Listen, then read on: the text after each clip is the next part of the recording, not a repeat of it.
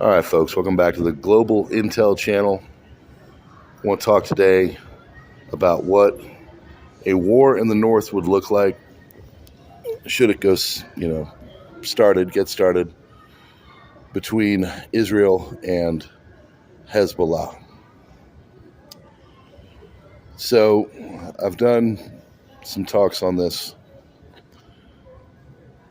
I think the main thing that people don't understand is that Hezbollah is part of a network of other groups, okay?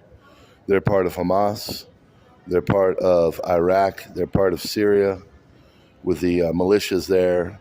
They're part of the Houthis. Now, they're all different groups. They have different directives, but they all basically have the same ideology, okay? So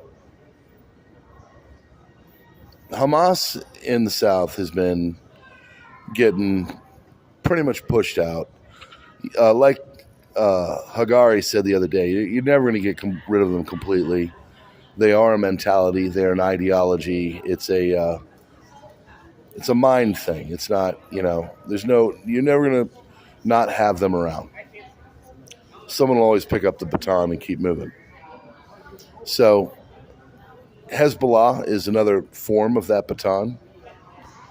And what's going on right now is that the Israelis have, they've been honestly doing a pretty effective job in pushing out Hamas and securing Rafah and securing northern Gaza and all the gains. It's taken 8 months, but, again, people expect them to be lickety-split done in about 2 months. I mean, this isn't a movie.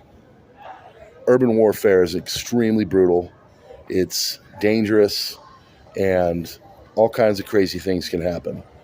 Pretty sure at last count, the IDF lost about 650 to 700 members, and I'm sure the casualties in Gaza are astronomical, okay? So neither here nor there on what side I like or don't like. I'm just telling you what the main problem is with an incursion, a work trying to finish off Hezbollah in the north and doing a campaign, which is supposedly going to start the next 5 days to next 5 weeks. If they go after Hezbollah and they start really making a push, first and foremost, this is another sovereign nation. Gaza is within Israel. Hamas is in Israel. Hezbollah is really centered out of Lebanon. Also, there's militias in Iraq and Syria. So if they go after Hezbollah, there's going to be not just a pushback from the north. They're going to start to see activity and people striking out at them from all sides. I mean, you're going to get it from the militias in Iraq and Syria. You're going to have the Houthis go ballistic by sending ballistics. They've got all kinds of missiles at the ready. You're going to see activity from Hamas in Gaza. And then, of course, Hezbollah. Now, Hezbollah is 10 times as strong as Hamas by the people that know their stuff and have stated this. And it's pretty much a consensus agreement on that. Hezbollah is no joke. It's taken 8 months for Israel to go after Hamas.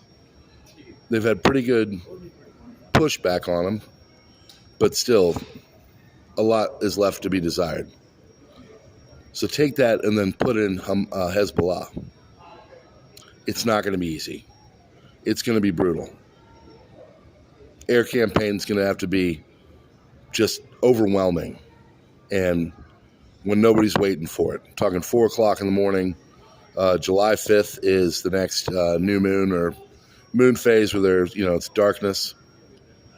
So that's a key date to look forward to. No, this isn't going to start up tonight. There's logistics. Some people say, amateurs talk strategy. Professionals talk logistics. So, with all this going on, it's going to possibly go into a regional war, and that's the biggest problem. because they're going to see activity. And again, we don't really know what the Egyptians are going to do. We don't know what the Lebanese, like their regular government, is going to do. They're not going to know what Jordan, their response. Is Iran going to suddenly be like, you know what, it's our time to go after them? So my biggest fear out of all this, folks, is that this is going to turn into a regional war. So if that happens, well, regional war is going to be extremely long, extremely protracted, extremely problematic, and it's going to be very brutal for all involved. And there's a real good chance that Israel might not come back from it. There's also a really good chance that Israel, if they do the first 48 hours right, could go in and really kick them and set the tone. So we just don't know yet. So I would keep July 5th on your radars. I'd keep all of it on your radars because it's coming. It's pretty much an assured thing now that there is going to be a war up north of Israel. All right, friends. We'll see you on the next one. Global Intel Channel out.